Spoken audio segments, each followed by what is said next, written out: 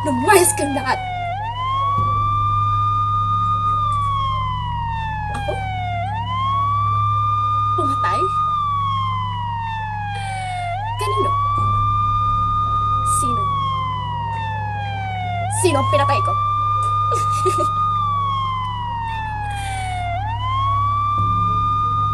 Pinatay ko ang aking ama?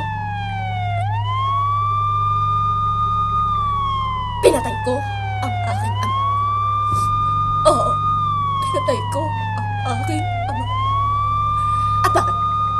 Tinatanong niyo ako kung bakit? Gusto niyo malaman?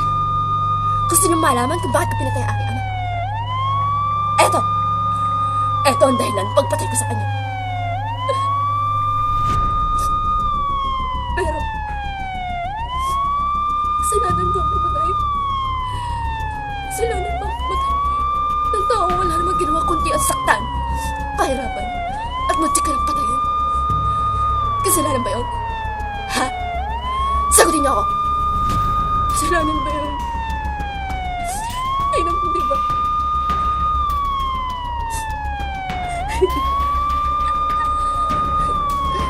Alam mo, ang swerte. Kasi, takot ako sa mga pagkakas. Sabi ko nga, wala naman akong kasalanan. Pero bakit ako pinaparusahan?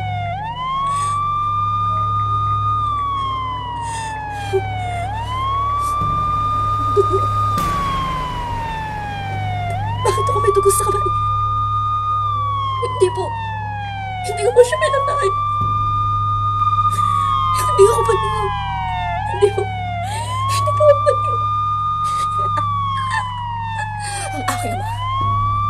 Ang aking ama ang baliw.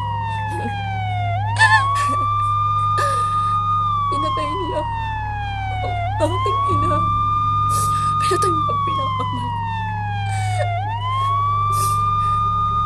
Sinaktan, binugbong, at tinatong na parang han.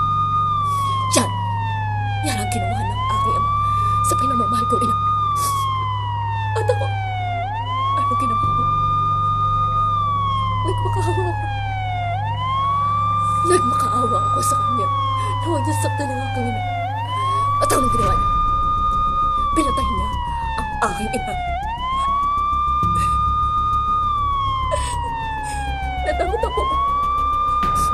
Natakot ako na baka ako ang sunod niya. Kaya kinuha ko ang kutsilyo na hawak niya. At agad na sinaksak sa kanya.